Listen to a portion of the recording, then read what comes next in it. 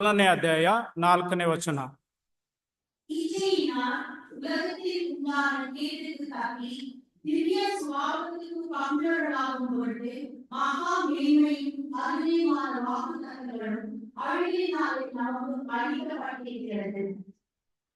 இந்த ஒரு வசனத்தை ஆதாரமாக கொண்டு ஈரோட்லேருந்து வந்திருக்கக்கூடிய சோதரன் கோபிநாத் அவர்கள் முன்பாக வந்து தேவ செய்தியை வணங்குமாறு அன்போடு கேட்டுக்கொள்கிறேன்.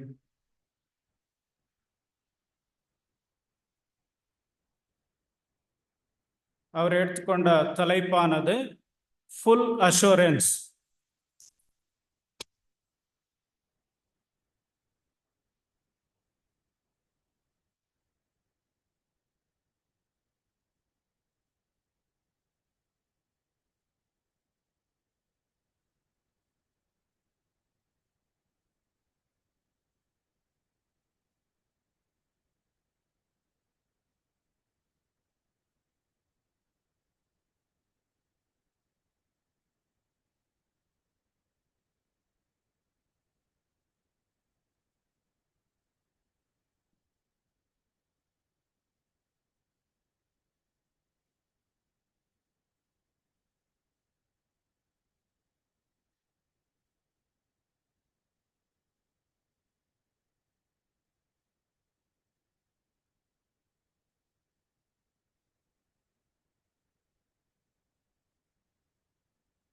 கிறிஸ்து இயேசுக்குள் மிகவும் பிரியமான அன்பு சகோதர சகோதரிகளே, உங்கள் அனைவருக்கும் நம்முடைய பரலோக பிதாவுடைய பரிசுத்த நாமத்தினாலும் நம்முடைய அன்பின் கர்த்தர் இரட்சகர் இயேசு கிறிஸ்துவின் விலையேறப்பெற்ற பரிசுத்த நாமத்தினாலும் கிருபையும் சமாதானமும் உண்டாகி பிறகு கடவுளாக என் அன்பின் வாழ்த்துக்களை கூறி என்னுடைய பகல் நேர வணக்கத்தையும் தெரிவித்துக் கொள்கிறேன். பிரியமானவர்களே, மேலும் ஈரோட்டில் இருக்கக்கூடிய நான் சார்ந்திருக்கக்கூடிய அருமையான ஐக்கியத்தில் இருக்கக்கூடிய பரிசுத்தவான்கள் அனைவருடைய அன்பும் வாழ்த்துக்களையும் உங்களோடு பகிர்ந்து கொள்கிறேன். பிரியமான சகோதர சகோதரிகளே, ஒரு அருமையான ஒரு கால பகுதிகளில் அவருடைய பிள்ளைகளாக அவருடைய சமூக சத்திலே நாம் கூடி வரவும், சகோதர ஐக்கியத்திலே இப்படியாக நாம் கலந்து கொள்ளவும், இந்த ஒரு இடுக்கமான காலங்கள் பகுதிகளில் தேவ வார்த்தையின் மூலமாக நாம் பலப்படவும், மேலும் இந்த வாய்ப்புக்குரியவர்களாக நாம் முன்னேறி போகவும், தேவன் நமக்கு ஏற்பாடு செய்திருக்கிற இந்த கிருபையான இந்த தருணத்திற்கு, இந்த வாய்ப்புக்கு நம்முடைய அன்பின் கர்த்தர் மூலமே அவருக்கே நம்முடைய நன்றிகளை மிகுந்த மனத்தாழ்மையோடு மீண்டும் ஒரு முறை நாம் ஏறெடுத்துக் கொள்வோமாக. இது ஒரு மகிழ்ச்சியான தருணம். பெங்களூர் பகுதி மற்றும் கர்நாடகா பகுதியில் இருக்கக்கூடிய அநேக சகோதர சகோதரிகளே, ஒரே இடத்துல சந்திப்பதற்கு ஏதுவான ஒரு நல்ல வாய்ப்பு. அதற்காக முதலாவது தேவனுக்கே என்னுடைய நன்றிகளை மிகுந்த மனத்தாழ்மையோடு கூட ஏறெடுத்துக் கொள்கிறேன். மேலும் இங்கே அடியேன் குடும்பத்தோடு கூட உங்களோடு இந்த கன்வென்ஷன்ல பங்கெடுப்பதும் எனக்கு ஒரு மிகுந்த மகிழ்ச்சி. பிரியமான சகோதர சகோதரிகளே, இந்த ஒரு அருமையான தருணத்துல நாம் பலப்படுவதற்கு ஏதுவாக வரப்போகிற கர்த்தருடைய நினைவு கூறுதலுடைய பந்தையில நாம் முழு பலத்தோட, நம்பிக்கையோட, உற்சாகத்தோட, அதே சமயத்துல தேவ பக்தியோட கூட நம்ம பங்கெடுப்பதற்கு ஏதுவாக தேவனுடைய வார்த்தைகளை நம்ம சற்று நேரம் தியானிக்கலாம். பாடத்தினுடைய தலைப்பு சகோதர சொன்னது போல பூரண நிச்சயத்தோடு. ஒருவேளை இதுக்கு வேற தலைப்பு நீங்க எழுத விரும்பினாலும் கூட எழுதி கொள்ளலாம். நினைவு கூறுதலை நடைமுறைப்படுத்துதல், அப்படி கூட நீங்க தலைப்பை வச்சுக்கலாம். பூரண நிச்சயத்தோடு அல்லது நினைவு கூறுதலை நடைமுறைப்படுத்துதல். பிரியமான சகோதர சகோதரிகளே, நினைவு கூறுதல் என்று வரும்போது நாம் ஆண்டவருடைய மரணத்தை நினைவு கூறுவர்களாக இருக்கிறோம். அவருடைய பலி, அந்த உன்னதமான பாடுகள், உபத்திரவங்கள், அவர் கடந்து சென்ற சோதனைகள், இவைகளை நம்ம தியானிக்கிறவர்களாக இருக்கிறோம் பிரியமானவர்களே. அதை தியானிப்பதோடு மாத்திரமல்ல, அதே பலியோட, அதே பாடுகள் மற்றும் உபத்திரவங்களோட நாமும் இணைக்கப்பட்டிருக்கிறோம் என்ற அந்த ஒரு உன்னதமான சிந்தையை பெற்றவர்களாக இருந்து, அதே பலியானது, பாடுகளானது நம்முடைய வாழ்க்கையிலும் எவ்வாறு நிறைவேறி கொண்டு இருக்கிறது அல்லது நிறைவேறி கொண்டு இருக்கிறதா என்பதை சிந்தித்து பார்ப்பதற்கான ஒரு காலப்பகுதியாகவும் இதை நாம் பயன்படுத்திக் கொள்கிறோம். ஆனாலும் பிரியமான சகோதர சகோதரிகளே, இன்றைக்கு நம்ம மத்தியில இந்த நாளுக்காக நம்ம கடந்து போகும்போது கொஞ்சம் பயம் இருக்கு, தயக்கம் இருக்கு. ஏன்னா வசன பகுதிகளை நம்ம படிச்சிருக்கிறோம், புரிஞ்சிருக்கிறோம். 1 கொரிந்தியர் 11ஆம் அதிகாரத்துல வாசிக்க வேண்டாம், 27 முதல் 31 வசனங்களை நம்ம படிக்கும்போது நமக்கு அது நன்றாக பரிச்சயமான ஒரு பகுதியாக இருக்கு. அபாத்திரராக போஜனபானம் பண்ணிடக்கூடாது, ஆக்கினை தீர்ப்பு வரும்படிக்கு போஜனபானம் பண்ணிடக்கூடாது. பிரியமானவர்கள், அதே சமயத்துல பாத்திரவான்களாக நம்ம பங்கெடுக்கணும் என்ற ஒரு ஆலோசனையை நம்ம பெற்றுக்கொள்கிறோம், எச்சரிக்கையும் பெற்றுக்கொண்டு இருக்கிறோம். இதெல்லாம் கவனிக்கும் போது பிரியமானவர்களே, நான் தகுதியானவனா அதுல பங்கெடுப்பதற்கு? பெரிய கேள்வி இருக்கு. அதே சமயத்துல பயமும் சில நேரங்களில் நம்மை தொற்றிக்கொள்வதாக இருக்கு. ஏன்னா அது பயபக்திக்குரிய காரியம். அப்படிப்பட்ட சிந்தை சரியானது, அந்த மனநிலை சரியானது. ஆனாலும் பிரியமானவர்களே, அதே பயத்தோடைய நாம் பங்கெடுக்க வேண்டுமா என்று கேட்டா அப்படி எடுக்கணுங்கிற அவசியம் இல்லை. உற்சாகத்தோட நம்ம பங்கெடுக்கலாம். ஆனாலும் இப்படியெல்லாம் வார்த்தைகள் சொல்லிட்டாலும் இந்த காலப்பகுதி அப்படியாக நாம் கடந்து போகுவதற்கு ஏதுவாக இருக்கா என்று கேட்டா அப்படி அது இருக்கிறது இல்லை. நம்ம கெத்செமனே அனுபவங்களை நம்முடைய ஆண்டவரும் மற்றும் சீசர்களையும் நம்ம சிந்தித்து பார்க்கும்போது அது அப்படிப்பட்ட தருணமாக இருந்ததாக நமக்கு வேத வசனங்கள்ல இல்லை. மாறாக பாரமும் கவலைகளும் கண்ணீரும் சீசர்கள் மத்தியில பார்க்கும்போது பயமும் பீதியும் அவர்களை தொற்றிக் கொண்டு இருந்ததையும் நம்ம பார்க்க முடியும். இது குறித்து நம்முடைய 7ஆம் தூதனுடைய வார்த்தைகளில நம்ம பார்க்கும்போது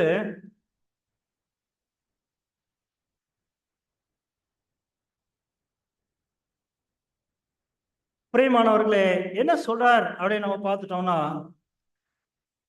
ஒரு முக்கியமான கருத்து அங்க இருக்கு.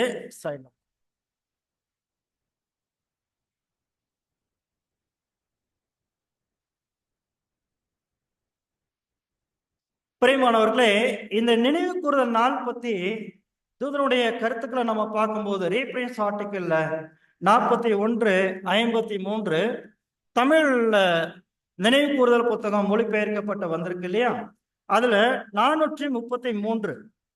பிரியமானவர்களே, அதுல தூதனுடைய வார்த்தைகளை நம்ம பார்க்கும்போது இந்த காலப்பகுதி எப்படிப்பட்ட காலப்பகுதியாக இருக்கு என்று நம்ம பார்க்கும்போது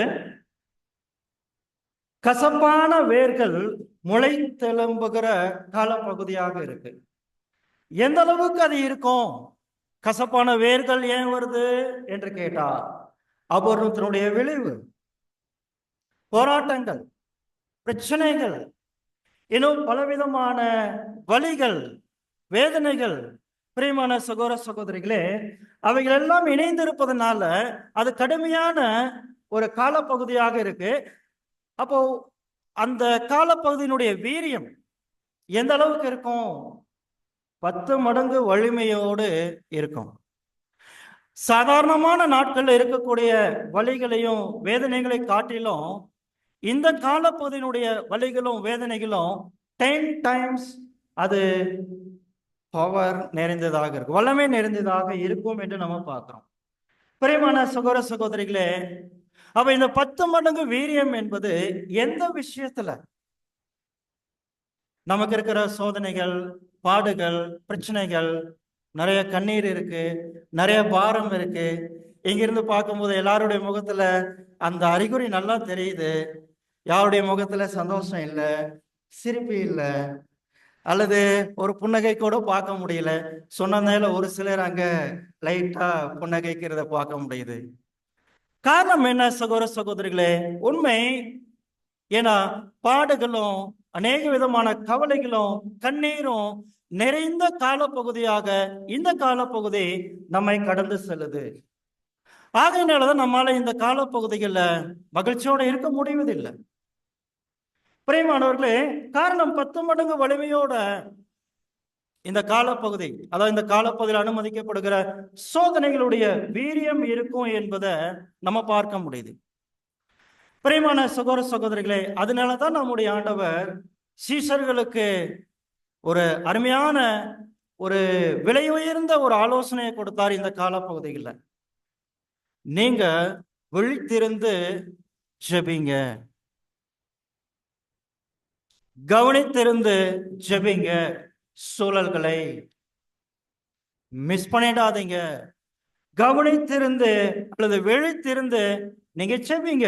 ஏன்? அல்லது எவைகளுக்கு விழிப்பாக இருக்கணும் அல்லது கவனமாக இருக்கணும்? சோதனைகளுக்கும் பாடுகளுக்குமா என்று கேட்டா அது இரண்டாம் பட்சம். ஆனா அவைகள் வருவதற்கு ஒரு அடிப்படை இருக்கிறீங்களா, ஒரு பேஸ். அது எதன் அடிப்படையில் வருது என்று கேட்டா, இயல்பாகவே நம்ம எல்லாருக்குமே பலவீனமும் குறைவுகளும் தவறுகளும் குடைகொண்டு இருக்கு. அது அபூர்வத்தினுடைய விளைவு.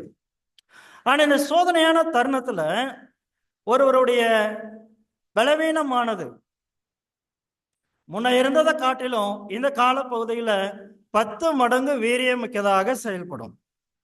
ஒருவேளை நீங்க கோபக்காரராக இருக்கிறீங்களா, இந்த காலப்பகுதியில் உங்க கோபம் எப்படி வெளிப்படும்? 10 மடங்கு வீரியமாக வெளிப்படும்.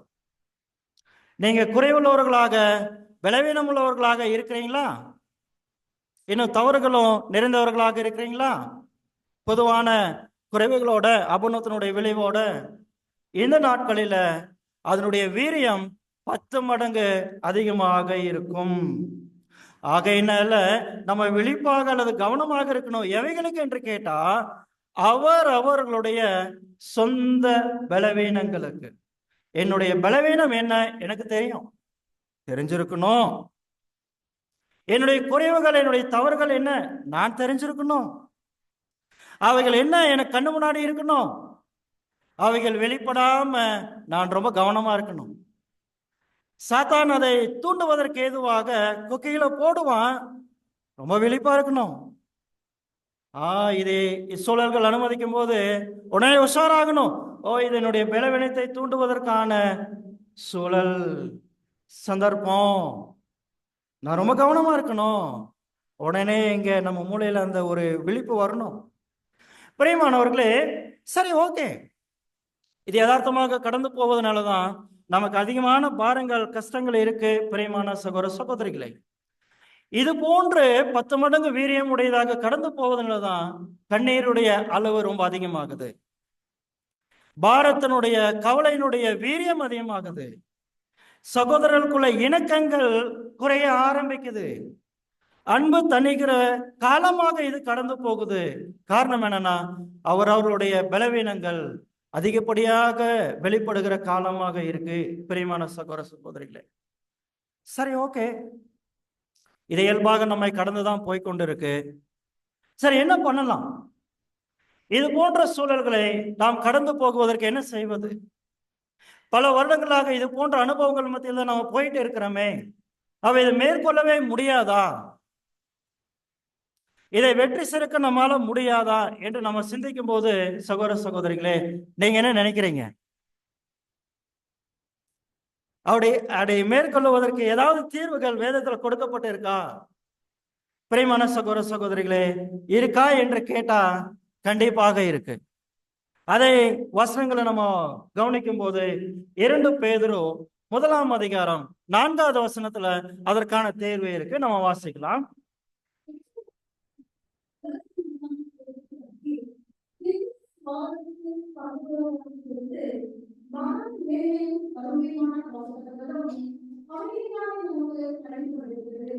பிரியமானவர்களே, நம்முடைய மேற்சொன்ன எல்லா விதமான குறைவுகள், பலவீனங்கள், தவறுகள், மற்ற பிற சொல்லாத அபூர்ணங்கள் என்னென்ன இருக்கோ எல்லாத்துக்கும் ஒரே மாதிரி இல்லை, வேறு வேறு விதங்களில் இருக்கு, அளவில் இருக்கு. ஆனால் எதுவா இருந்தாலும் பரவாயில்ல, அவைகளை நம்மால மேற்கொள்ள முடியுமா என்று கேட்டால் வசனம் என்ன சொல்லுது? தீர்வு என்ன இருக்கு? முடியும் என்பது தீர்வு. ஆனால் எப்படி அது சாத்தியப்படும்? அதுதான் வசனத்தில் இருக்கு. அதை எப்படி சாத்தியப்படுத்துவது? நீங்க யாராவது அந்த சாத்தியப்படுத்துகிற வார்த்தை என்னன்னு சொல்ல முடியுமா? பிரியமானவர்களே, அதிலிருந்து தப்பிப்பதற்கான வழிமுறையாக என்ன கொடுக்கப்பட்டிருக்குன்னா, வாக்கு தத்தங்கள், ப்ராமிசஸ். பிரியமான சகோதர சகோதரிகளே, வாக்கு தத்தங்கள் என்று சொன்னதும், வாக்கு தத்தங்கள், ஆமா, அன்றாட படிக்கிறோம், மொபைல்ல வச்சிருக்கிறோம், ப்ராமிஸ் புக்கு கையில இருக்கு, டெய்லி நமக்கு யாராவது வாட்ஸ்அப்ல ஷேர் பண்ணுவாங்க, படிக்கிறோம். பிரியமான சகோதர சகோதரிகளே, ஆனா கேள்வி என்னன்னா, அப்ப ஏன் நம்ம வாழ்க்கையில மேற் சொன்னவைகளை மேற்கொள்ள முடிவதில்லை? இவ்வளோ வாக்கு தத்தங்கள் கொடுக்கப்பட்டிருந்தோம், ஏன் மேற்கொள்ள முடியல? இன்றைக்கு நம்முடைய பாடம் வாக்கு தத்தங்கள் பற்றி ஆராய்ச்சி இல்லை. வாக்கு தத்தங்கள் நம்ம எல்லாருக்கும் தெரியும். ஆனா பாடம் என்ன கோணம்னா, அந்த வாக்கு தத்தங்கள் நம்ம ஒவ்வொருடைய வாழ்க்கையில ஏன் இன்ஆக்டிவா இருக்கு? ஏன் அது செயலற்று இருக்கு? அது ஏன் வீரியமா நமக்குள்ள செயல்பட முடியாம இருக்கு? அதை செயல்பட வைக்கிறதுக்கு என்ன செய்யணும்? அதுதான் இப்ப பார்க்க போறோம். பிரியமான சகோதர சகோதரிகளே, பாருங்க, இப்போ வசனத்துல அந்த வாக்கு தத்தங்கள்ல சாதாரணமா சொல்லிடாம பரிசுத்த பேதுரு பயன்படுத்துற வார்த்தை எவ்வளவு அருமையான வார்த்தை! கூடுதலாக சொல்றார். மகா மேன்மையும் அருமையுமான precious promise. பிரியமான சகோதர சகோதரிகளே, சாதாரணமான வாக்கு தத்தங்கள், அது வார்த்தைகள் இல்லை, மேன்மையும் அருமையுமான வாக்கு தத்தங்கள். ஏன் அது மேன்மையானது, ஏன் அது அருமையானது என்று வசனத்துல சொல்றார். நீங்க யாராவது பதில் சொல்ல முடியுமா? ஏன் அது மேன்மை? அந்த வாக்கு தத்தங்கள் ஏன் அருமை? ஏன்? பிரியமானவர்களே, வசனத்திலேயே இருக்கு. நீங்க நானும் ஒரு மேலான ஒரு சுபாவத்திற்காக அழைக்கப்பட்டு இருக்கிறோம். தேவனுடைய தெய்வீக சுபாவம் அது, அழியாமை சுபாவம், அது சாகாமை சுபாவம். பிரியமானவர்களே, அந்த சுபாவத்தை நீங்க நானும் பெற்றுக்கொள்ளுவோம் என்கிற நம்பிக்கையில தான் இங்க எல்லாரும் வந்திருக்கிறோம். ஆனா பெற்றுக்கொள்ளுவோமா? முடியுமா? பிரியமானவர்களே, முடியும் என்பதுக்கு தான் இந்த வாக்கு தத்தங்கள் கொடுக்கப்பட்டிருக்கு. அதை சாத்தியப்படுத்துவதற்கு தான் இந்த மகா மேன்மையும் அருமையுமான வாக்கு தத்தங்கள் கொடுக்கப்பட்டிருக்கு. அப்ப இந்த வாக்கு தத்தங்கள் என்பது பிரியமானவர்களே நம்ம எங்கே அழைத்து செல்லும் என்று கேட்டா, எங்கே அழைத்து போகுது? திவ்ய சுபாவத்துக்கு அழைச்சிட்டு போகுது. அதனாலதான் அது மேன்மையான, மகா மேன்மையான, அருமையான வாக்கு தத்தம். பிரியமான சகோதர சகோதரிகளே, நாம் அந்த சுபாவத்தை தரித்துக் கொள்வதற்கு கர்த்தருடைய சாயல் தான் அதை முடிவு செய்யும். ஆனால் கர்த்தருடைய சாயல் நமக்குள்ள வளருவதற்கு, அதை ஊக்குவிப்பதற்கு நம்ம நிறைய முயற்சிகள் செய்யறோம். ஆனா அதுல பிரதானமான பிரைமரி முயற்சி என்னன்னா வாக்கு தத்தங்கள். பிரியமான சகோதர சகோதரிகளே, அந்த வாக்கு தத்தங்கள் இந்த இடுக்கமான காலப்பகுதிகளில நாம் பயன்படுத்துவது அல்லது அதை செயலாக்குவது, ஆக்டிவ் பண்றது ரொம்ப முக்கியம். பிரியமானவர்களே, அது எப்படிங்கிறதா பாடமா நம்ம பார்த்து நம்ம நிறைவு செய்ய போகிறோம். பிரியமான சகோதர சகோதரிகளே, முதலாவது நம்ம எல்லாருக்குள்ள வாக்கு தத்தங்கள் இருக்கு. இப்போ ஒரு வாக்கு தத்தங்கள் சொல்லுங்கன்னா எல்லாரும் கண்டிப்பா ஆளுக்கு ஒரு வாக்கு தத்தங்கள் சொல்லுவீங்க. ஏன்னா எல்லாருக்கும் எங்க இருக்கு வாக்கு தத்தங்கள்? மைண்ட்ல இருக்கு, மனப்பாடமா தெரியும். சிலர் நீங்க புத்தகமே மனப்பாடமா வச்சிருப்பீங்க, அதுல சில வரிகள் கேட்டா கூட டக்குன்னு எடுத்து காமிப்பீங்க. அந்த அளவுக்கு மைண்ட்ல இருக்கு. ஆனால் அதை அன்றாட வாழ்க்கையில வருகிற சோதனைகளை மேற்கொள்வதற்கு எப்படி பயன்படுத்துறது? டெக்னிக். அந்த டெக்னிக் ரொம்ப முக்கியம். பிரியமான சகோதர சகோதரிகளே, அதை இப்ப நம்ம பார்க்க போறோம்.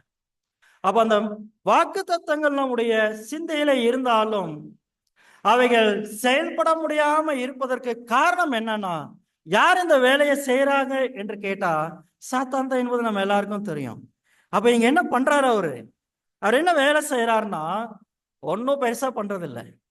வாக்கு தத்தங்களை அவரால செயலற்றதாக்க முடியாது. ஏன்னா வாக்கு தத்தங்களுக்கு அவ்வளோ வல்லமை இருக்கு. ஏன்? அது திவ்ய சுபாவத்துக்கே அழைச்சிட்டு போறது. கொடுத்தவர் சர்வ வல்லமை உள்ளவர். அவருடைய வாக்கு தத்தங்களை ஒண்ணும் இல்லாம ஆக்குறதுக்கு அண்டசராசத்துல யாருக்குமே பலன் கிடையாது, திறன் கிடையாது, முடியாது. இது சாத்தானுக்கு நல்லா தெரியும். ஆகையினால வாக்கு தத்தங்களோட போராடுவது வேஸ்ட் தெரியும். ஆனால் அந்த வாக்கு தத்தங்கள் செயலற்றதாக்குவது அவனுக்கு ரொம்ப எளிது. நமக்குள்ள அந்த வாக்கு தத்தம் செயல்பட முடியாம ஆக்குவது என்பது சாத்தானுக்கு ரொம்ப எளிது. பிரியமானவர்களே, அதற்கு அவன் என்ன செய்கிறான் என்று கேட்டா, நிறைய தடைகளை கொண்டு வந்து வைக்கிறான்.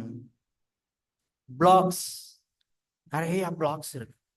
பிரியமான சகோதர சகோதரிகளே, அந்த பிளாக்ஸ் தான் இன்னைக்கு நம்மை இந்த வாக்கு தத்தத்தை சுதந்திரமாக்கி கொள்ளாதபடிக்கு, நமக்குள் அது வீரியமாக செயல்படாதபடிக்கு செயலற்றதாக ஆக்குகிறான். எப்படி? உங்களுக்கு அந்த மாதிரி பிளாக்ஸ் ஏதாவது இருக்கா?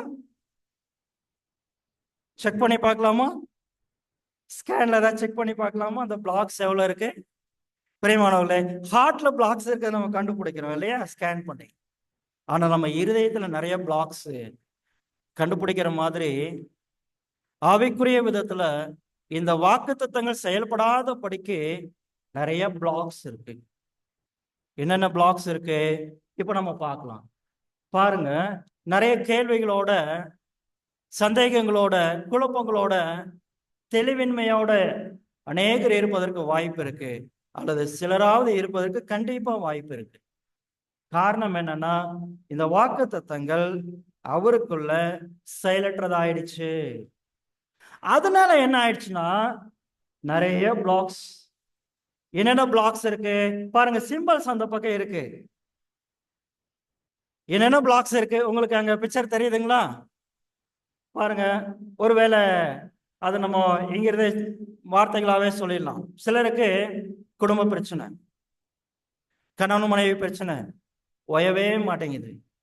நான் என்ன சொன்னாலும் எங்களுக்குள்ள நல்ல ரிலேஷன்ஷிப் இல்லை. இன்னும் சிலருக்கு நல்ல ரிலேஷன்ஷிப் இருக்கு, ஆனா எக்கனாமிக்கல் பிரச்சனை, பொருளாதாரம், வர சம்பாத்தியத்தை வச்சு மேனேஜ் பண்ண முடியல, அதனுடைய பாரம், கவலை, நாளைக்கு என்ன வேலை பார்க்கலாம், என்ன தொழில் பண்ணலாம், எவ்வளவு சம்பாதிக்கலாம், கவலை, பாரம். பிள்ளைகள் குறிச்சு நிறைய பாரம் இருக்கு. பிரியமானவர்களே, பெற்றெடுத்த பிள்ளைகளை குறிச்சு இது போன்ற அநேக விதமான பாரங்கள், கவலைகள் இருக்கு. இன்னும் சிலருக்கு வியாதிகள், ஏகப்பட்ட வியாதி இருக்கு. எவ்வளோ முயற்சி பண்ணோம், சரியாக மாட்டேங்குது. வேதனைகளும் வலிகளும் மிஞ்சினது தான். பணம் செலவு தான், வியாதி போகவே மாட்டேங்குது, ரொம்ப பாரமாகுது. பிரியமானவர்களே, இது போல நிறைய வருத்தங்கள் இருக்கு, கஷ்டங்கள் இருக்கு. பிரியமான சகோதர சகோதரிகளே, இது பெரிய லிஸ்ட் போகும். இந்த லிஸ்ட் நம்ம எடுத்தோம்னா ரொம்ப பெருசு போகும். நம்ம இதோட ஸ்டாப் பண்ணல, நீங்க உங்க சிந்தைக்கு எடுத்துக்கோங்க என்னென்ன பாரங்கள் அவங்களுக்கு இருக்கு. பிரியமானவர்களே, இதெல்லாம் என்ன பண்ணிடுதுன்னா, நம்முடைய சிந்தையை முழுவதும் ஆக்கிரமித்துக் கொள்ளுது, ஆக்குப்பை பண்ணிடுது. அதனால இப்போ நமக்கு கொடுக்கப்பட்ட இருக்கிற வாக்கு தத்தங்கள் உள்ள நுழைய முடியல, நுழைஞ்சாலும் தங்கிறதுக்கு இடம் இல்லை. உதாரணத்துக்கு பாருங்க, இங்க நம்ம சகோதரர்கள் நேத்துல இருந்து அரும்பாடுபட்டு இந்த ஹாலை ரெடி பண்ணி நம்ம எல்லாம் இன்னைக்கு ரொம்ப எளிமையா வந்து உட்கார்றதுக்கு அவ்வளோ ஊழியம் பண்ணியிருக்கிறாங்க, பாதம் கழுவுற ஊழியம் செய்திருக்கிறாங்க. அதனால நம்ம ரொம்ப வந்தோம், சம்மன் உட்கார்ந்துட்டோம். பிரியமான சகோதர சகோதரிகளே, உள்ள வரும்போது இந்த ஹால் முழுக்க நிறைய தூசு நிறைந்த அட்டை பெட்டிகள் எல்லாம் போட்டு வச்சிருந்தாங்கன்னு வச்சுக்கோங்க, எத்தனை பேர் இங்க உள்ள நுழைய முடியும்? நுழைய முடியாது. ஏன்? அவ்வளோ அட்டைப்பேட்டைகள் குவிஞ்சு கிடக்கு, தூசு நிறைஞ்சு, ரொம்ப கஷ்டம், உட்கார முடியாது. அது போலதான் நம்முடைய சிந்தைகளும் பிரியமானவர்களே, அநேக விதமான இந்த கவலைகள், பாரங்கள் தேவையற்றவைகளாக கொடுக்கலாம், தேவையானவர்களாக இருக்கலாம். எதுவும் ஆக மொத்தம் நம்முடைய சிந்தையை ஆக்கிரமிச்சிருக்கு.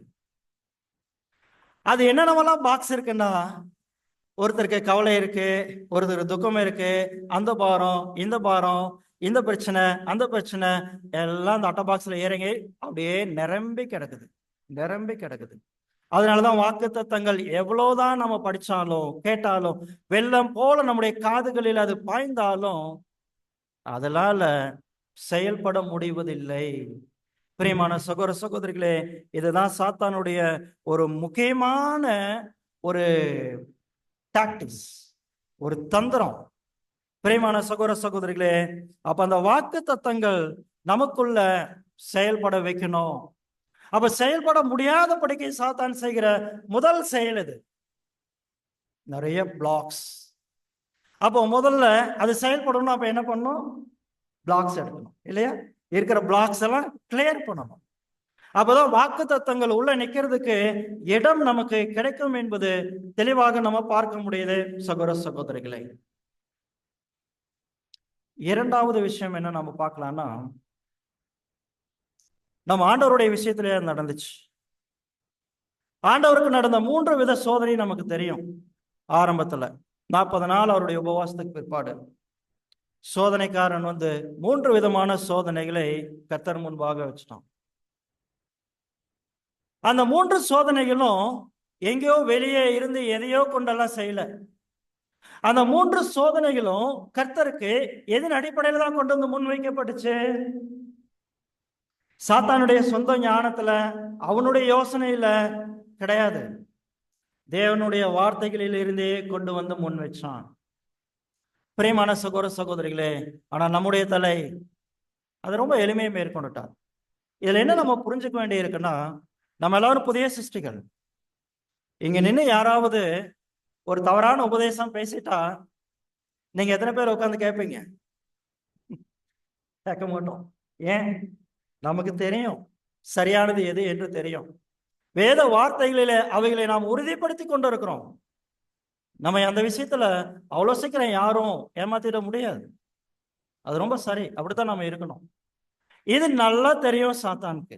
அதனால பிரியமானவர்களே, நாம எதை நம்புகிறோமோ, எதை உறுதியாக விசுவாசிக்கிறோமோ, அப்படின்னா நம்ம நம்புவது தேவனுடைய வார்த்தை.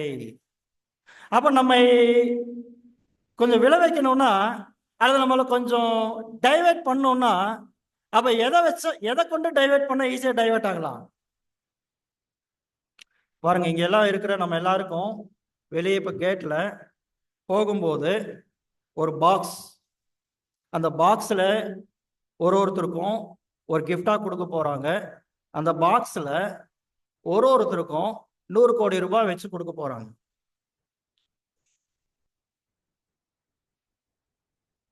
சந்தோஷம் இல்லையா? கொடுக்க போறாங்க. கொடுத்த என்ன சொல்ல போறாங்கன்னா, நீங்க இந்த சத்தியத்தை விட்டு எங்க சபைக்கு வந்துடுங்க. வந்தீங்கன்னா இது மாதிரி இன்னும் 100 மடங்கு கொடுக்கலான் இருக்கிறோம். எத்தனை பேர் ரெடி? யாரும் போக மாட்டோம். தெரியும், எல்லாத்தையும் தூக்கி போட்டுட்டு தான் வந்துருக்கிறோம்.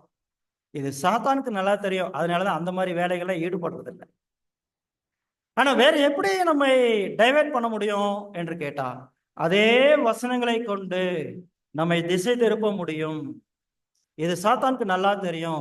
அதனாலதான் நம்முடைய தலையாகிய கர்த்தர் இயேசுவிட முதல் அந்த பயிற்சியை அவன் செஞ்சு பார்த்துட்டான். ஆனா தோல்வி. சரி, அவர்கிட்ட தான் முடிய மாட்டேங்குது. ஆனால் அவரை பின்பற்றி நடக்கிறவங்கள்ட்ட இது சாத்தியப்படுத்த முடியுமா? ட்ரை பண்ணலாம். அப்படி ட்ரை பண்ணி தான் இன்னைக்கு நிறைய பேர் ஏமாந்துடுவோம்.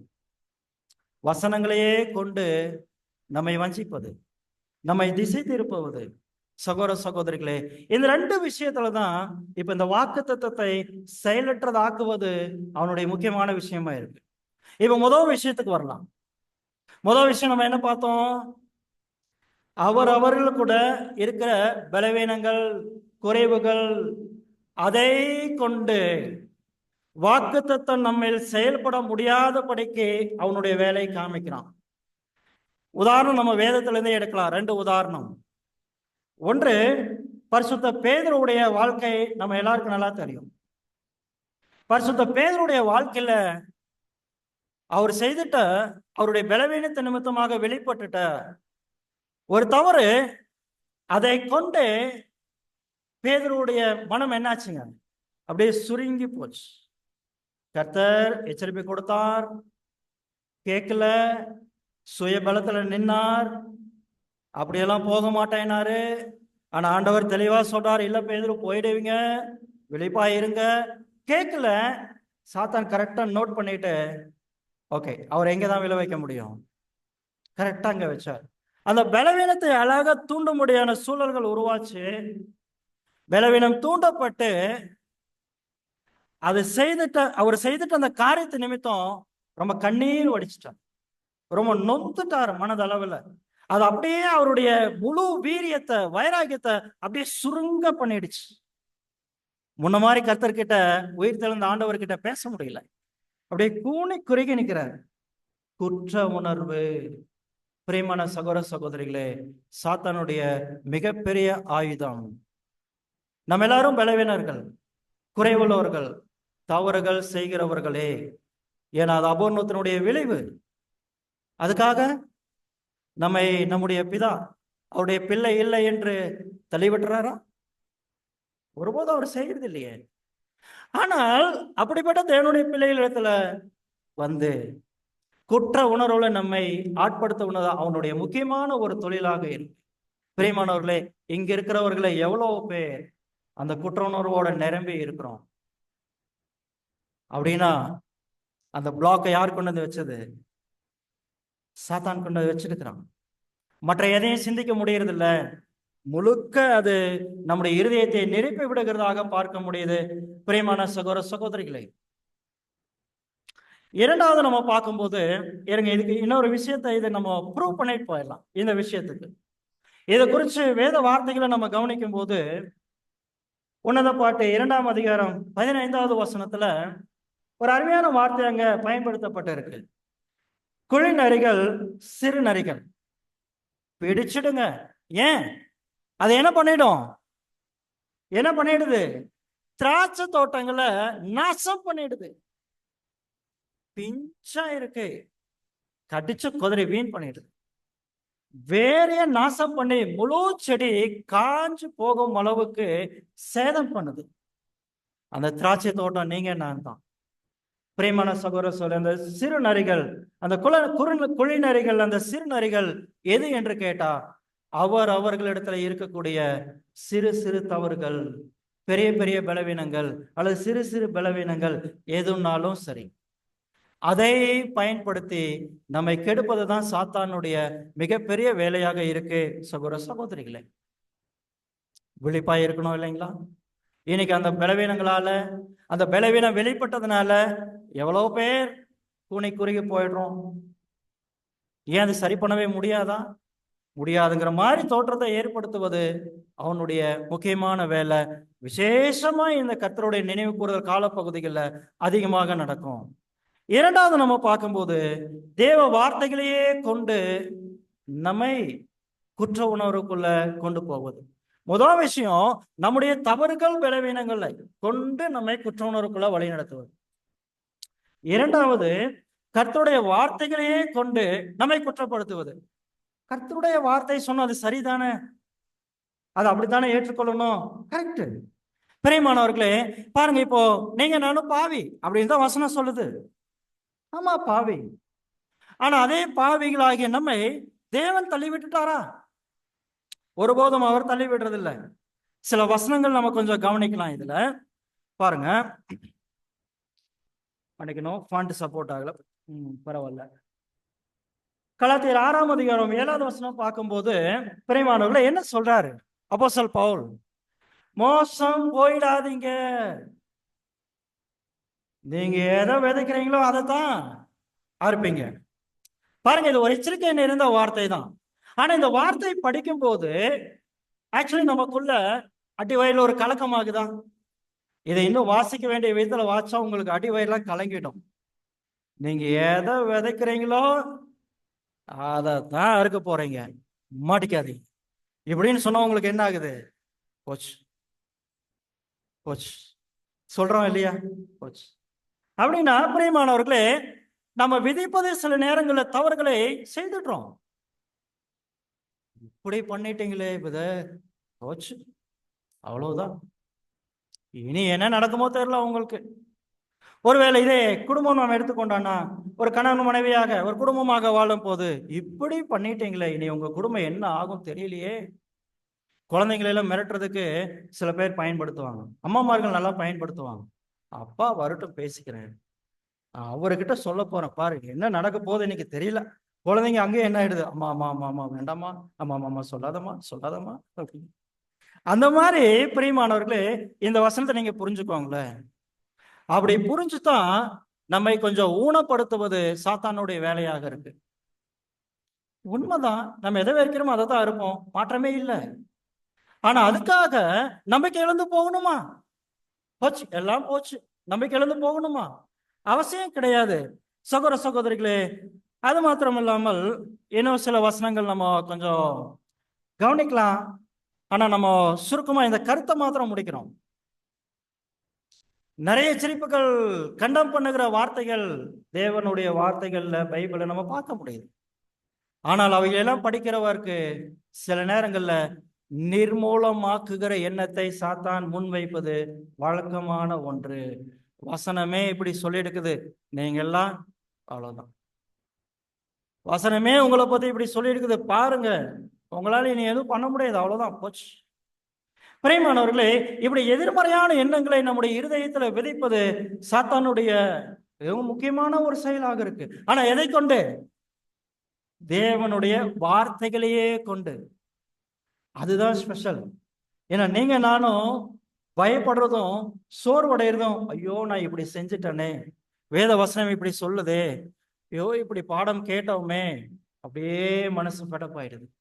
பிரியமான சகோதர சகோதரிகளே, ஆனால் இப்படித்தான் நாம் தேவனுடைய வார்த்தைகளை கண்டு அஞ்ச வேண்டுமா? நம்பிக்கை ஊட்டுகிற தேவனுடைய வார்த்தைகள் நம்ம இடத்துல இப்படித்தான் நம்பிக்கை இழக்க செய்ய வேண்டுமா? அப்படித்தான் நாம் அனுமதிக்க வேண்டுமா என்று கேட்டா அப்படி செய்யணுங்கிற அவசியம் இல்லை. ஏன்னா அதே தேவ வார்த்தைகளில இப்ப நம்ம கவனிக்கும் போது பிரியமானவர்களே,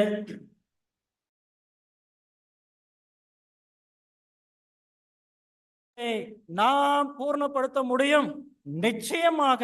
அதுதான் பாடத்தினுடைய தலைப்பு, பூரண நிச்சயத்தோடு, full assurance. பயப்பட தேவையில்லை. அந்த வாக்கு தத்தங்கள் நமக்கு செயலாக்குவது எப்படி, அது மாத்திரம் புரிஞ்சுட்டோம்னா பிரியமானவர்களே, எளிமையாக இந்த பாதையில ஓடுவது என்பது சாத்தியமே, அந்த பரிசை பெறுவது என்பது சாத்தியமே. இது நாம புரிந்து கொள்ளணும். பிரியமான சகோதர சகோதரிகளே, அப்ப இந்த வசனத்தின் அடிப்படையில அப்ப இந்த வாக்கு தத்தங்களை நமக்குள்ள செயலுடையதாக ஆக்டிவா இருக்கிறதுக்கு அப்ப நம்ம என்ன பண்ணணும்? என்ன செய்தா இந்த வாக்கு தத்தங்கள் நமக்குள்ள வீரியமிக்கதாக இருக்கும்? ஒரே ஒரு சின்ன டெக்னிக், வேற ஒண்ணுமே இல்லை. சாத்தான் ஒரு வசனத்தை கொண்டு எதிர்மறை எண்ணங்களை நமக்குள்ள உருவாக்கும் போது அதே வாக்கு தத்தங்களை கொண்டு நேர்மறையான எண்ணங்களை நாம் ஊக்குவிக்கணும், அவ்வளவுதான். ரொம்ப எளிமை. புரிஞ்சிச்சு இல்லைங்களா என்னுடைய தமிழ்? எதிர்மறையான எண்ணங்களை சாத்தான் வசங்களை கொண்டு நமக்குள்ள ஊக்குவிக்கும் போது நாம் ஊக்கம் இழக்க கூடாது. மாறாக என்ன செய்யணும்னா அதே வாக்கு தத்தங்களை நேர்மறை எண்ணத்தோடு நம்ம கையாளும் போது 10 மடங்கு வீரியம் மாத்திரம் இல்ல, 100 மடங்கு வீரியமிக்கதாக இருந்தாலும் அதை விட பல கோடி மடங்கு வல்லமையுடையது தேவனுடைய வாக்குத்தத்த வார்த்தைகள். பிரியமானவர்களே, அதை கொண்டு எப்பேற்பட்ட சோதனையையும் எப்பேற்பட்ட பலவீனங்களையும் குறைவையும் தவறுகளையும் நம்மால் சீர் செய்து கொள்ள முடியும். அவைகளின் மத்தியில ஜெயம் கொண்டவர்களாக நம்மால் கடந்து செல்ல முடியும். பிரியமான சகோதர சகோதரிகளே, அது போன்ற சில வாக்குத்தத்தங்களை சில உதாரணங்களாக பார்த்து நம்ம முடிக்க போறோம். சில உதாரணங்கள். இப்ப நம்ம ஒரு கொள்கையை பார்த்துட்டோம், ஒரு பிரின்சிபல் பார்த்துட்டு இருக்கிறோம். என்ன பார்த்துருக்கிறோம்? நம்மை செயலற்றதாக ஆக்கக்கூடிய சாத்தானுடைய வஞ்சகமான செயலில் இருந்து அதே தேவ வார்த்தைகளை கொண்டு, வாக்கு தத்தங்களை கொண்டு நாம் ஊக்கமுள்ளவர்களாக நேர்மறை எண்ணத்தோடு எவ்வாறு கடந்து செல்வது, எதிர்மறை எண்ணத்தை தவிர்த்து அவைகளுக்கு தடைகளை ஏற்படுத்தி எவ்வாறு கடந்து செல்வது.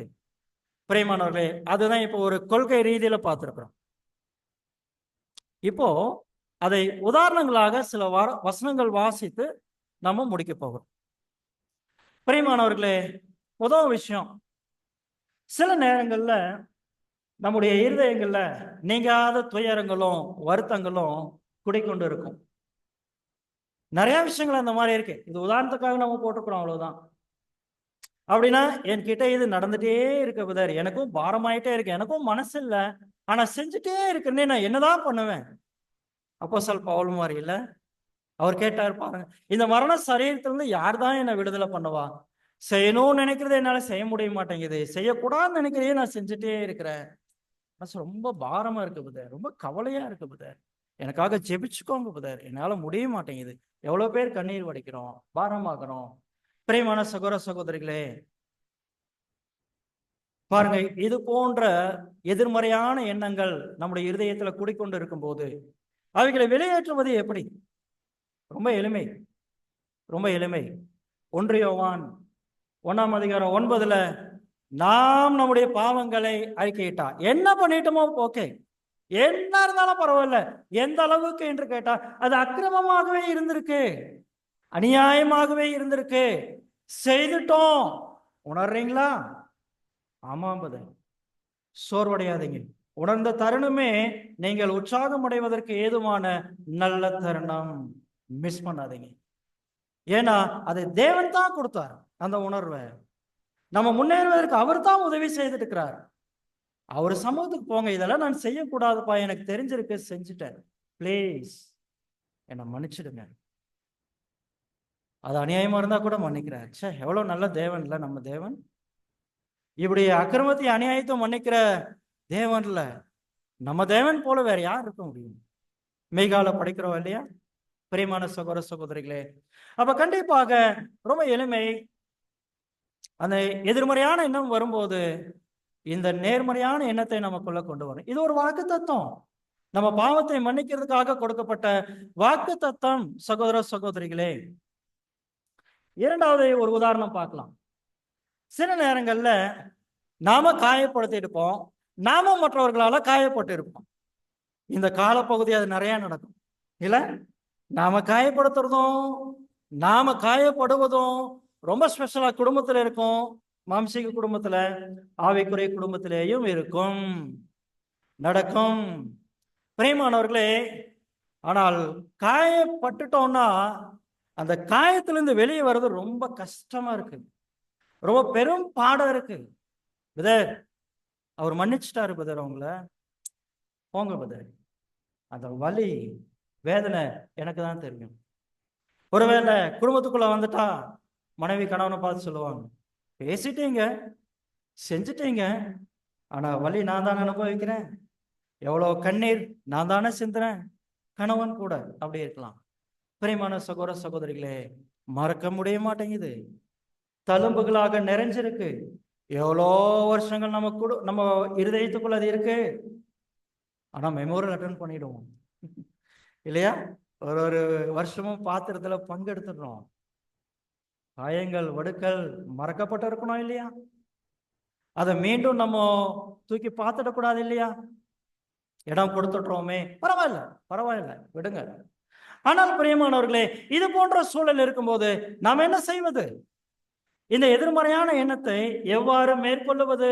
ஏதாவது வழி இருக்கா என்று கேட்டா, ஆமா வழி இருக்கு.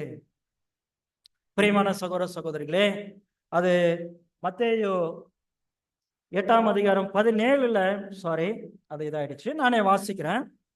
மத்தேயு 8:17 நீங்க எடுக்க முடிஞ்சா நீங்க வாசிங்க.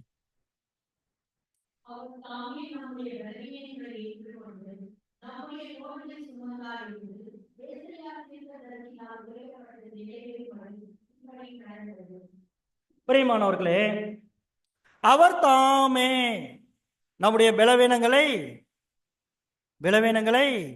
கவனிக்கிறீங்களா? வசனம் அங்க இல்ல, சாரி, நீங்க உங்க பைபிள்ல பார்த்துக்கோங்க.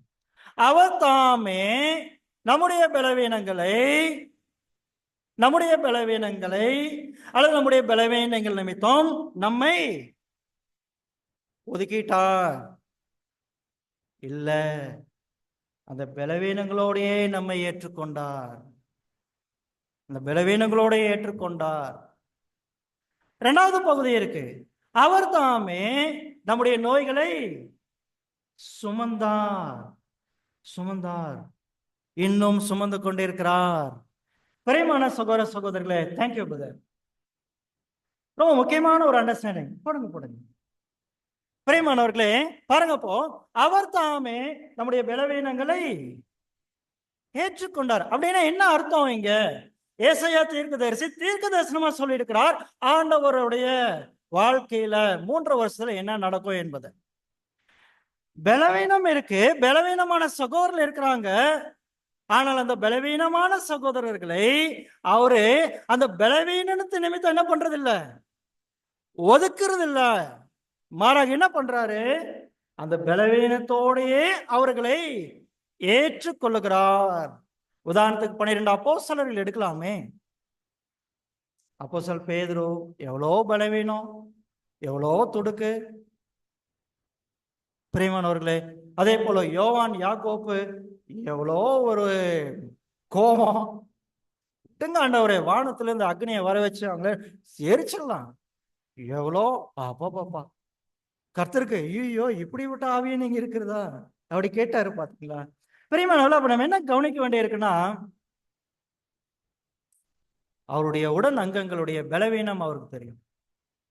ஆனா அந்த பலவீனத்தை நிமித்தம் அல்லது அந்த குறைவின் நிமித்தம், அந்த தவற்றின் நிமித்தம் ஒருபோதும் ஒருவரையும் தள்ளி விடுகிறவர் அல்ல. உணர்வடையும் போது அவர்களை ஏற்றுக்கொள்ளும் மனநிலை தான் நம்முடைய ஆண்டவருக்கு இருக்கு. பிரியமான சகோதர சகோதரிகளே, ரொம்ப எளிமை. நம்ம எல்லாரும் பலவீனமானவர்கள் தான். நாம பலவீனமானவர்களா இருக்கும் போது தான், அல்லது வேற வார்த்தையில சொன்ன வசனங்கள்லயே போய் ரோமர்ல படிக்கிறோம் இல்லையா, நாம் பாவிகளா இருக்கும் போது தான் தேவன் அவருடைய ஒரே பேரான குமாரனையே உங்களுக்காக எனக்காக இந்த முழு உலகத்துக்காக கொடுத்தார். நீங்க நானும் நல்லவெல்லாம் இருக்கும்போது தேவன் அவருடைய குமாரனை கொடுக்கல. பிரியமானவர்களே, அப்படின்னு நானே பலவீனனா இருக்கும் போதே என் பிதாவான என் ஆண்டவரால நான் நேசிக்கப்பட்டிருக்கிறேன்னு சொன்னா, என்னுடைய மனைவி, என்னுடைய பிள்ளைகள், என்னுடைய உடன் சகோதர சகோதரிகள் நான் எப்படி பார்க்கணும்? இந்த நேர்முறையான எண்ணத்தை நமக்குள்ள கொண்டு வரணும். பிரியமானே, ஆமா, நானும் ஒரு பலவீனன், அவரும் ஒரு பலவீனமா இருக்கிறாரு. சரி, நான் என்ன செய்யணும்? பலவீனமா இருக்கிறவர் இடத்துதான் வசனம் சொல்லுது, நீங்க அவர் இடத்துல அன்பு கூறுங்க. ஏன்? தேவனை நீங்க நானும் யாரும் கண்டதில்லை. தேவன் கிட்ட அன்பு கூறுறதுக்கு இங்க எல்லாருக்கும் மனசு இருக்கு.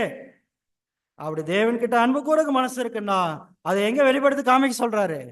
1 யோவான் 4:12 நம்ம பார்க்கும்போது, சகோதரிகளுக்கு நீங்க அன்பு கூறுங்க பலவீனங்கள் மத்தியில. பிரியமான சகோதர சகோதரிகளே, அன்பு கூறுங்க. அப்படின்னா பலவீனத்தை அப்ப என்ன பண்றது? வீக்னஸ் விட்டுருங்க.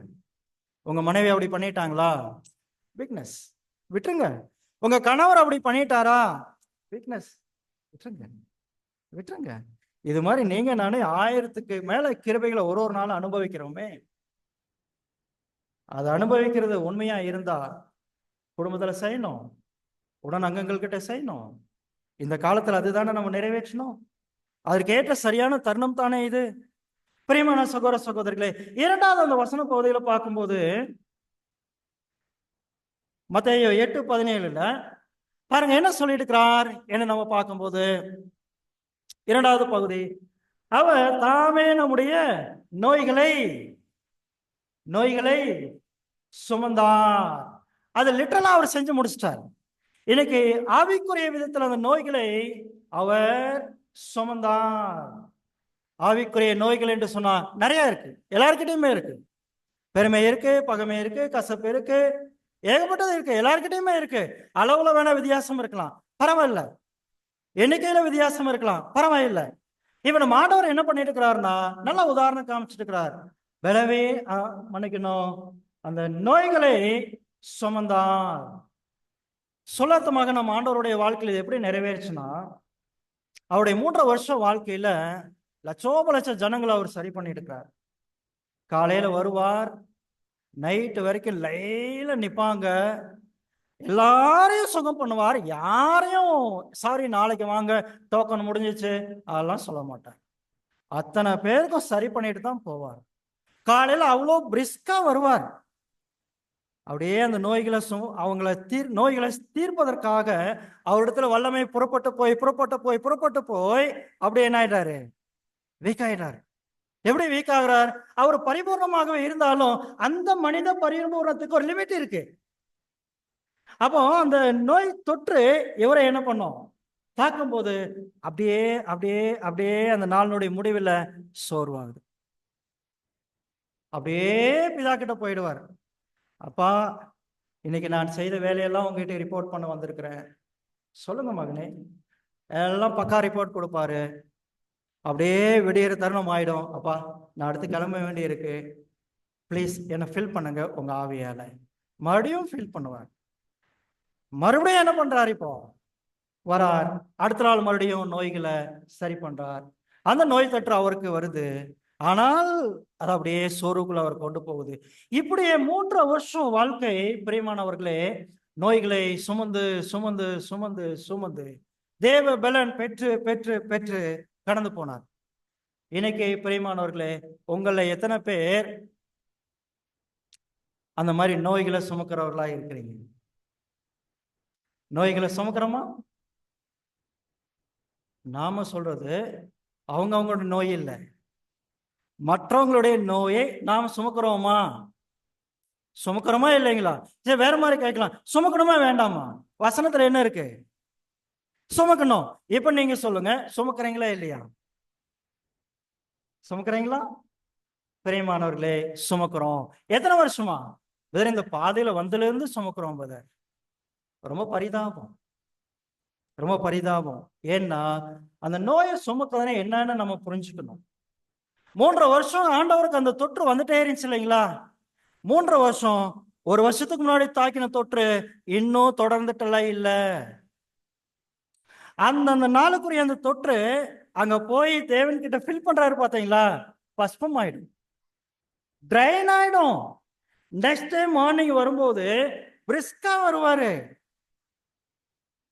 முன்னாடி நாளுடைய தொற்று அவர்கிட்ட இருக்காது, பாதிப்பு இருக்காது. ஏன்?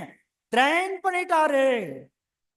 பிரியமானவர்களே, இன்னைக்கு நீங்க நானும் எத்தனை வருஷமா நம்முடைய உடல் அங்கங்களுடைய அந்த நோய்களை இன்னமும் சுமக்கிறவர்களாக இருக்கிறோம். கணவன் மனைவிக்குள்ள எவ்வளோ வருஷமா அன்னைக்கே நீங்க ஆரம்பிப்பாங்கல்ல, அதே போல கணவன் ஆரம்பிப்பார். இன்னும் என்னாகல, தீரல நோயை சுமந்துகிட்டே இருக்கிறாங்க. பிரியமானவர்களே, சுமக்க கூடாது. ஆனா ஆண்டவர் போல ஒரே நாளையில நம்ம எல்லாத்தையும் எடுத்துலாம் போட முடியாது, அது முடியாது. கண்டிப்பா ஒரு டைம் நமக்கு தேவைப்படுது, அவ்வளவு அபூர்ணம் நிறைந்தவர்கள் நாம். ஆனால் பிரியமானவர்களே, கண்டிப்பாக வருஷக்கணக்கு எடுத்துக்க கூடாது, ஒரு பெரிய காலப்பகுதியை எடுத்துக்கொள்ளக்கூடாது. மற்ற ஒரு ஆளை நமக்கு ஒரு பாதிப்பு ஆயிடுச்சு, ரணம் ஆயிடுச்சு, காயம் ஆயிடுச்சு, வருஷக்கணக்கு வேண்டாம். எவ்வளோ சீக்கிரம் ட்ரைன் பண்ண முடியுமோ பண்ணிடுங்க. இல்லைன்னா அந்த நோயால நமக்கு அந்த நோயை கொடுத்தாரு பாத்தீங்களா, அந்த நோயை நம்ம சுமந்துட்டு இருக்கிறோம்ல, இப்போ அந்த நோயாளி விட சுமக்கிற ஒரு படு நோயாளி ஆயிடுவார். அதுக்கு என்ன வார்த்தை சொல்லலாம்? ஐசியூ பேஷண்ட் அப்படி சொல்லலாமா? ஏன்னா நோய்கள் இன்னும் ரொம்ப வீரியம் ஆயிடுச்சு அப்படி சொல்லலாம். தொற்று ரொம்ப வீரியம் ஆயிடுச்சு. நோய்களை சுமந்து சுமந்து சுமந்து பல வருஷமாக சுமந்து ஒருவேளை அவரு கூட ரெடி ஆயிட்டு போயிடுவாரு. ஆனா இந்த நோய் இன்னும் பாதிக்கப்பட்டு பாதிக்கப்பட்டு பாதிக்கப்பட்டு இவரும் ரொம்ப நொடிச்சு போயிடுப்பாரு அந்த நோயினால. ரொம்ப நாளைக்கு இருக்கக்கூடாது. இந்த பாதையில நம்ம ஜெயம் கொள்வதற்காகத்தான் நம்முடைய பிதா நம்மளை அழைச்சிட்டு இருக்கிறார். விடக்கூடாது.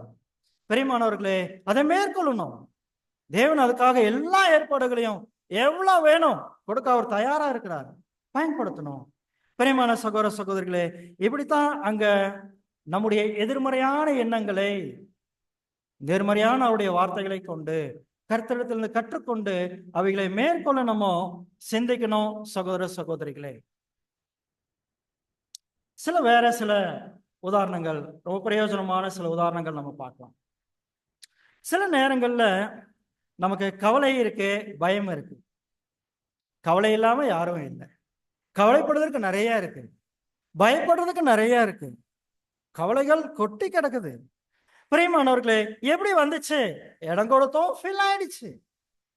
ட்ரைன் பண்ணாம இன்னும் அது நிறைய ஸ்டோர் ஆயிடுச்சு. ட்ரைன் பண்ணிடணும். பட் கவலைகள் எது நிமித்த கவலைகள் நிறைய இருக்கு. நம்ம கவலை கொள்றதுக்கு நிறைய இருக்கு, நிறைய, எல்லாருக்குமே நிறைய இருக்கு. பிரியமான சகோதர சகோதரிகளே, என்ன பண்ணலாம்? ரொம்ப எளிமை, நீங்களே சொல்லலாம். என்ன பண்ணலாம்?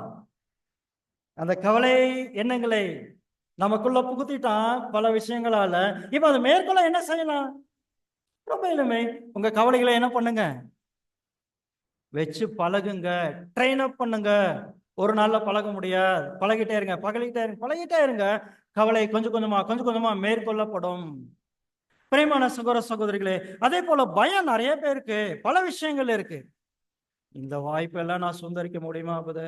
அவரு மாதிரி நான் இல்லையே, அவரு மாதிரி ஊழியம் பண்ண முடியலையே, அவரு மாதிரி நான் பேச்சாளன் இல்லையே, அவரு மாதிரி தாளந்து உடையவன் இல்லையே, நிறைய வரும் பயங்கள். இப்படி நிறைய இருக்கு.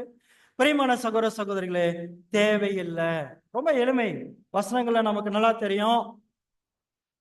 தேவன் நம் பட்சத்தில் இருந்தால் நமக்கு விரோதியாய் நிற்பவன் யார்? அப்படி கேட்கணும், அப்படி வரணும். அந்த வார்த்தைகளை அப்படி பயன்படுத்தணும்.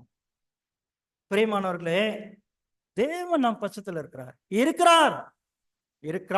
அதுதான் 100% உண்மை. யார் நமக்கு எதிர நிற்க முடியும்? அப்படி வரணும்.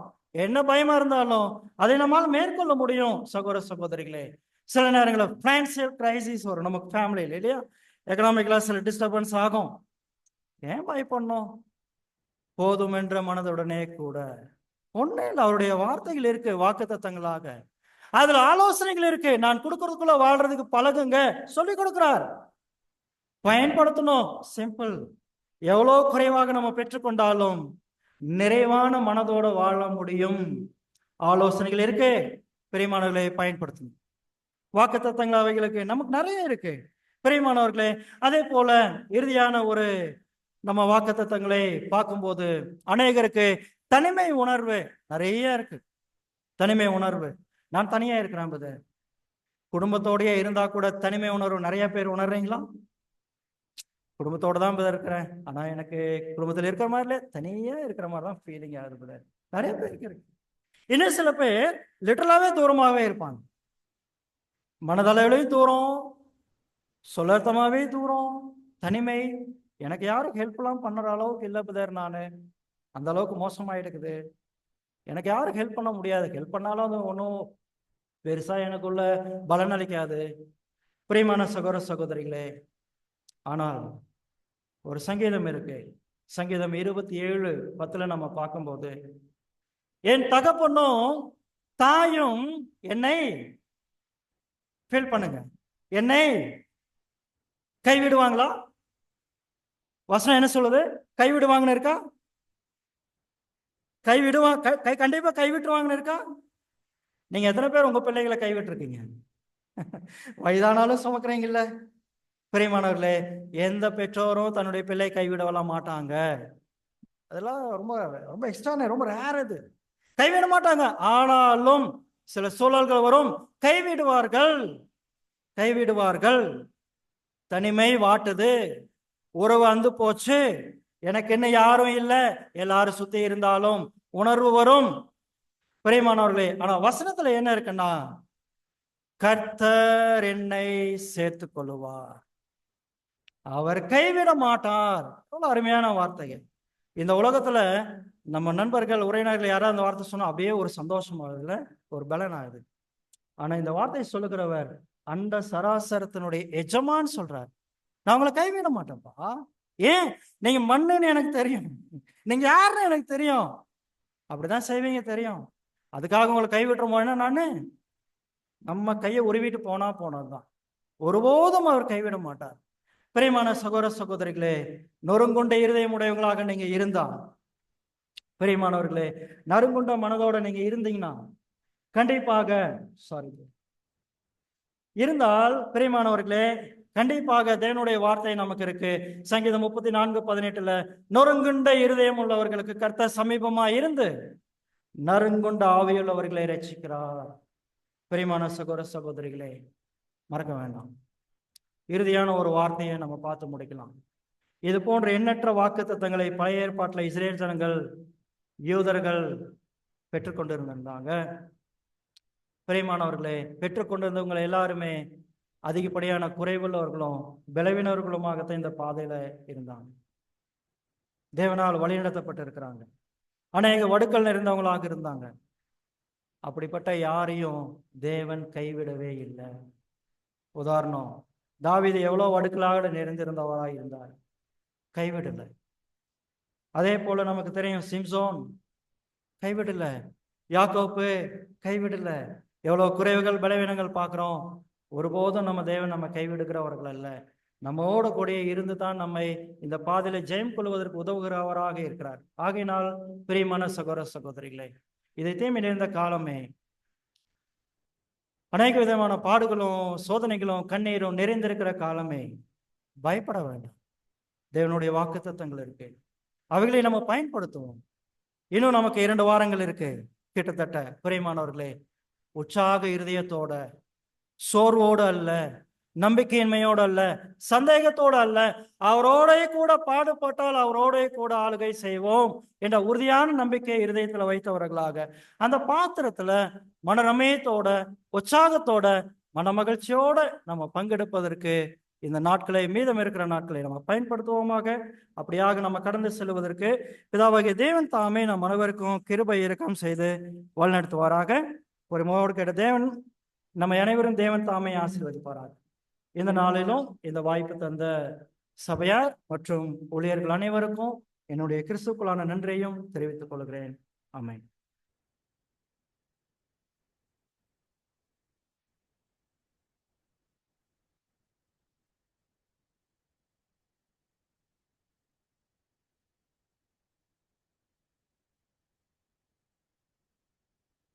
ಕ್ರಿಸ್ತನಲ್ಲಿ ಪ್ರಿಯ ಸಹೋದರ ಸಹೋದರಿಯರೇ,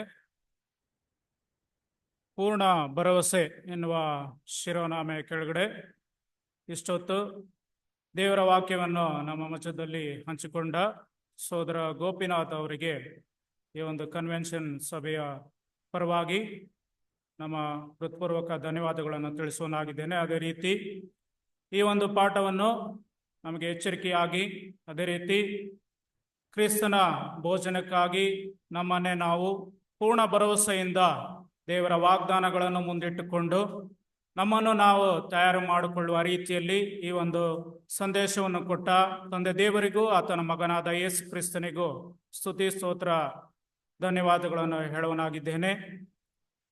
ಈ ಒಂದು 2ನೇ ಕೂಟದ ಮುಕ್ತಾಯಕ್ಕೆ ನಮ್ಮ ಮಧ್ಯದಲ್ಲಿ ಹೊಸ ರೋಡ್ ಸಭೆಯ ಸಹೋದರ ಸಹೋದರಿಯರು ಮುಂದೆ ಬಂದು ಕಲ್ವಾರಿ ಅನ್ಬೆ ಎನ್ನುವ ತಮಿಳ್ ಕೀರ್ತನೆಯನ್ನು ಹಾಡಬೇಕಾಗಿ ಕೇಳ್ಕೊಳ್ತೀನಿ.